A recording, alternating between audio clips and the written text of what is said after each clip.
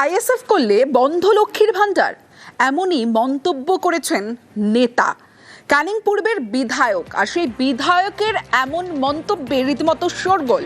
ISF করলে সরকারি প্রকল্পের টাকাও বন্ধ, শওকত মোল্লার মন্তব্য বিতর্ক তুঙ্গে। আইনি লড়াইয়ের হুঁশিয়ারি আইএসএফ নেতার। আমাদের এই ভাঙড় থেকে 3টে অঞ্চল আমরা হেরে গিয়েছিলাম। আমাদের সরকার সেই 3টে অঞ্চলের ঘরটাকে পুরোপুরি বন্ধ করে দিয়েছে। আমরা বলছি টাকা আমরা বন্ধ করে দিয়েছি, যদি হিম্মত থাকে বাপের বেটা হও, সেই টাকা নিয়ে নাও। আগামী দিনেও আমি পরিষ্কার বলি, আমি প্রত্যেকটা নেতার কাছে অনুরোধ করব, আইএসএফ এর একজন না যেন টাকা পায় তার ব্যবস্থা আমাদের তৃণমূল কংগ্রেসকে করতে হবে। কৃষক বন্ধু লক্ষ্মীর ভান্ডার টাকা পাচ্ছেন, দেখা যাবে সেটা। মঞ্চ থেকে শওকত মোল্লা কি মন্তব্য করেছেন শুনলেন আপনারা, এবং মঞ্চ থেকে নেমেও বক্তব্যে অনড় রইলেন শওকত মোল্লা। শুনুন। দেখুন, বাবার খাবে আর দাদার গাইবে, এটা তো হতে পারে না। ওরা মমতা বন্দ্যোপাধ্যায়ের সম্পর্কে, অভিষেক বন্দ্যোপাধ্যায়ের সম্পর্কে যে ধরনের কুৎসা করেছে, অপপ্রচার করেছে, আমার মনে হয় অবশ্যই এগুলো বন্ধ হওয়া উচিত বলে আমি অন্তত মনে করি। তাহলে বিরোধী যারা করবে তারা সরকারি সুবিধা পাবে না? আমি মনে করি যে যারা চ্যালেঞ্জ করছে মমতা বন্দ্যোপাধ্যায়কে, তাদের পাওয়া উচিত আছে বলে আমি মনে করি না। ক্ষমতা থাকলে করে না মানে কোর্টের দস্তা খোলা আছে, আমরা আইনের দ্বারস্থ অবশ্যই হব। ওনার ক্ষমতা থাকলে উনি আটকে রাখবেন, আর সরকারি প্রকল্প আমাদের আইনের লড়াই লড়ে আমরা সাধারণ মানুষকে পাইয়ে দিতে পারলে আমরা দেবো, সে লড়াই আমরা লড়ব। এই মুহূর্তে সাধারণ মানুষের প্রতি আস্থা ভরসা পুরোটা হারিয়ে ফেলেছে, যার কারণে উনি আতঙ্কের পরিবেশ তৈরি করছেন এবং মানুষকে সরকারি প্রকল্প থেকে বঞ্চিত করব। নওশাদ সিদ্দিকী যেভাবে সাধারণ মানুষের ভালোবাসা অর্জন করেছে, এই মুহূর্তে 26 সালে আরো বিপুল ভোটে তিনি জিতবেন। শওকতের মন্তব্য ব্যক্তিগত, দল সমর্থন করে না বলে মন্তব্য করেছেন জয়প্রকাশ মজুমদার। সম্পূর্ণভাবে এটা ব্যক্তিগত মন্তব্য, দল এরকম মন্তব্য অনুমোদন করে না। মমতা বন্দ্যোপাধ্যায় যে সামাজিক প্রকল্পের টাকা, সেই টাকা কোনো বর্ণ, ধর্ম, জাতি দেখে দেওয়া হয় না, সমস্ত মানুষের প্রাপ্য, মানুষের জন্য সেই সাহায্য চায়।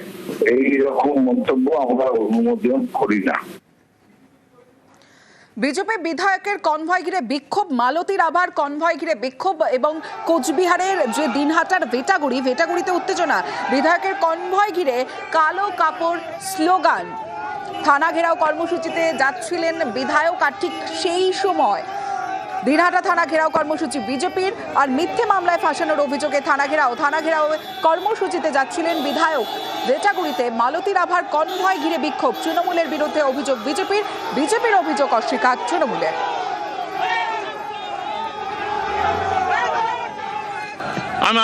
আমরা কুচবিহার থেকে আসি, আমরা দেখলাম ভেটাগুড়িতে, সেই ভেটাগুড়িতেই তারা লাঠি সোটা নিয়ে দাঁড়িয়ে আসে। তার মানেটা কি? তাহলে বোঝা যাচ্ছে পরিষ্কার যে এখানে প্রশাসন কি কাজ করছে।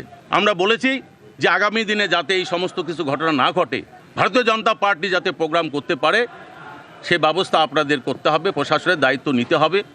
আগামী দিনে যদি এই সমস্ত ঘটনা আবার ঘটতে থাকে, তাহলে আমরা এরপরে বৃহত্তর আন্দোলনের পথে আমরা নামব। তো সুতরাং যতই চেষ্টা করুক না কেন, দিনহাটার মানুষ, সিতাইয়ের মানুষ আগামী 2026-এ ক্ষমা করবে না। বিক্ষোভ সাধারণ মানুষের, বিজেপি নির্বাচন কমিশনকে ব্যবহার করে যেভাবে ভোটারদের লজিক্যাল ডিসক্রিপেন্সির নামে হয়রানি করছে এবং তাদেরকে হিয়ারিংয়ের নামে ডেকে তাদের হেনস্থা করছে, এবং সমস্ত বৈধ ডকুমেন্টস থাকার পরেও হিয়ারিং হচ্ছে, তাদেরকে এইভাবে হেনস্থা করছে মানুষ, আর এগুলো মেনে নিতে পারছে না। আজকে ভেটাগুড়ি শুধু নয়, দিনহাটার সর্বত্র এই বিক্ষোভ চলছে। বিজেপির নেতা নেত্রীদের যেখানেই দেখা হবে তাদের কাছে আমরা কৈফিয়ত চাবো যে বাংলার মানুষকে আপনারা কেন হয়রানি করছেন। এবার একটা ছবি দেখাবো আপনাদের। প্রথমে ছবিটা দেখুন। বিজেপির একটা কর্মসূচি, যে কর্মসূচিতে দিলীপ ঘোষ তিনি যান, এবং যে সময় দিলীপ ঘোষ মঞ্চে ওঠেন সে সময় বিপত্তি। গোসাবায় দিলীপের মঞ্চে বিপত্তি, হঠাৎই নিচু হয়ে যায় মঞ্চের পাটাতন। বিজেপির বিজয় সংকল্প কর্মসূচিতে বিপত্তি, দিলীপ ওঠার পরই বসে যায় মঞ্চের পাটাতন, যে ছবি আপনারা দেখছেন। আর দিলীপ ওঠার পরেই বসে যায় মঞ্চের এই পাটাতন। দিলীপের মঞ্চ বিপত্তিতে রাজনৈতিক তরজাতুঙ্গে। এখানে কোনো হল মালিক আমাদের ভয়ে হল দিচ্ছে না। আমাদের পার্টি অফিস সমুদ্রের ধারে এখানে, সেখানে এক্সটেনশন করে কাদার মধ্যে বাঁশের খুঁটি পুঁতে একটা ডায়াস করা হয়েছিল। তো কাদার মধ্যে যেহেতু বাঁশ আছে খানিকটা ধেপে যায়। আমরা তো মঞ্চ নয় সরকারটা ভাঙতে চাই, আর 26-এ সেটা হবে। আমরা তো মাটিতে বসে মিটিং করছি, ওর মতো বড় বড় তো ওই ফ্যাশন শো করি না ওদের মতো কোটি কোটি টাকা খরচা করে। সমুদ্রের ধারে খুঁটি পুঁতে সেখানেই আমাদের কর্মী সভা হয়েছে। দিলীপ ঘোষের মঞ্চের নারকেল দড়ি সব খুলে রেখে দিয়েছিল সুকান্ত মজুমদার বা এদের শিবিরের লোকেরা। দিলীপ বাবুর কনভয়ে ডেকোরেটরের নিজস্ব লোক নিয়ে ঘোরা উচিত। উনি ওঠার আগে একদম সব ওই দড়ি দড়াগুলো সব দেখে নেবে, কারণ দিলীপ বাবুকে এই নতুন লবি, দলবদলু লবির যে লোকজন, তৎকাল লবির যে লোকজন, তারা পছন্দ করছে না। একটা স্পেশালিস্ট ডেকোরেটরের বিশেষজ্ঞ নিয়ে ওনার ঘোরা উচিত সভাগুলো। এগুলো সব বিজেপির ভেতরের লড়াই। বারবার আবেদন করেও বাংলার বাড়ির টাকা মিলছে না। চাঞ্চল্যকর অভিযোগ পুরুলিয়াতে, যেখানে বিজেপি পরিচালিত পঞ্চায়েতের বিরুদ্ধে। তবে পঞ্চায়েত প্রধানের মুখে কুলুপ।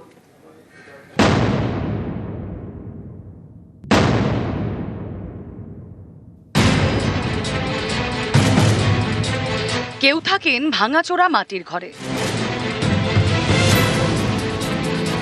কারো বাড়িতে ছাউনিটুকুও নেই।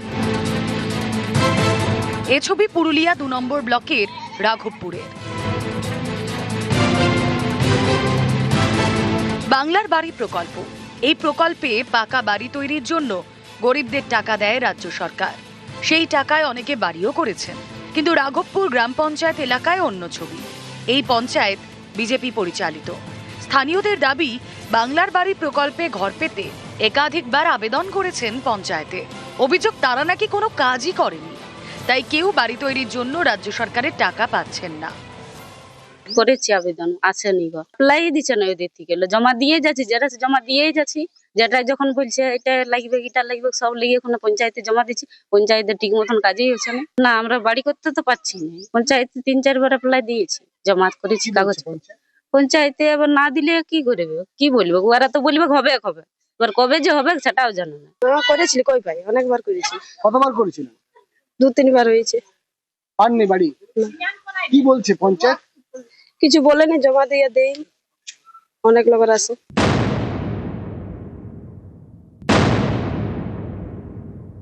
এরা পঞ্চায়েতটা গেরুয়া রঙে রাঙিয়ে দিয়েছে, কিন্তু মানুষের যে কাজ, সাধারণ মানুষের যে বাড়ির পাওয়ার যে কাজ, সেটাকে ইচ্ছাকৃতভাবে আটকে রেখেছে। এরা যদি একটা পঞ্চায়েতে মানুষকে বাড়ি দিতে না পারে, আগামী দিনে যদি এরা সরকারে আসে, তাহলে মানুষের প্রতি যে কি বঞ্চনা করবে এবং মানুষকে কিভাবে হয়রানি করবে, সেটা সাধারণ মানুষ এবং পশ্চিমবঙ্গের মানুষ, পুরুলিয়ার মানুষ দেখুক। বিজেপি পঞ্চায়েতের বিরুদ্ধে চাঞ্চল্যকর অভিযোগ, অথচ প্রধানের মুখে কুলু। বিজেপি পরিচালিত একটা পঞ্চায়েত, সেই পঞ্চায়েতে দেখুন এলাকার মানুষ যারা পঞ্চায়েতের যারা বাসিন্দা, তাদের এরকম বেহাল অবস্থা কেন? পরিষেবা পাচ্ছে না কেন? আপনি বলবেন, এটা বলে আপনারা ভোটে জিতেছেন, আপনাকে এই জবাব দিতে বাধ্য। সমস্যা কি হচ্ছে বলুন? পুরুলিয়া থেকে ইন্দ্রজিৎ মণ্ডল, নিউজ 18 বাংলা। জলপাইগুড়ির করলা নদীতে মাছের মড়ক, ভেসে ওঠে প্রচুর মাছ। আর এর কারণ জানতে ইতিমধ্যে তদন্ত শুরু করেছে পুরসভা। তবে আগামী 7 দিন করলার মাছ খেতে বারণ করা হয়েছে।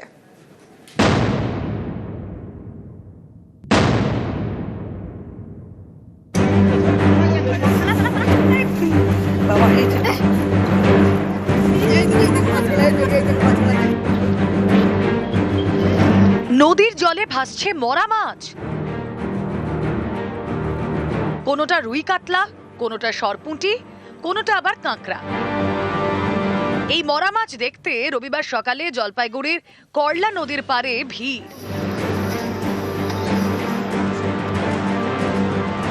জলপাইগুড়ি শহরের গা ঘেঁষে বয়ে গিয়েছে করলা নদী, মিশেছে তিস্তায়। এই করলা নদীতে রয়েছে নানা ধরনের মাছ। এমন একটি নদীতেই মাছের মড়ক।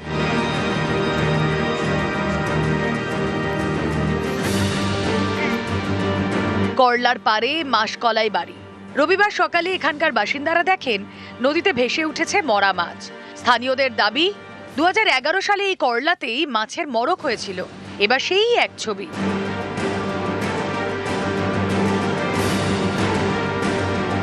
নদীতে সকালবেলা আমরা যা দেখলাম, মাছ সমানে ভেসে ভেসে উঠছিল। তা কি কারণে বেশি উঠছে বুঝতে পারছি না, মানে কেউ বিষ পিস ফেলে দিয়েছে মনে নদীতে, এই কারণেই মনে হচ্ছে। কি কি মাছ পাওয়া গেল? বোয়াল ছিল, আয়ের আছে, সলপুঁটি, বাইম, সব বেশি বেশি সব বড় বড় বড় বড়। এটা যে করেছে ভালো করে কাজটা। সকালে ঘুমের থেকে উঠে দেখি হঠাৎ করে মানে নদীর পাড়ে সবাই মাছ ধরাধরি করছে। 2011 সনে এরকম একটা বিষক্রিয়া মানে নদীতে দেওয়া হয়েছিল, আবার সেই 2026-এর মধ্যে এসে দাঁড়িয়ে দেখছি যে এরকম একটা ঘটনা ঘটেছে। তো আমরা চাচ্ছি যে এটা একটা প্রশাসনের দিক দিয়ে একটু নজর দিয়ে দেখা হোক। করলা নদীতে কি কারণে মাছে মরক তা জানতে তদন্ত শুরু করেছে জলপাইগুড়ি পুরসভা। আগামী 7 দিন করলার মাছ খেতে নিষেধ করা হয়েছে।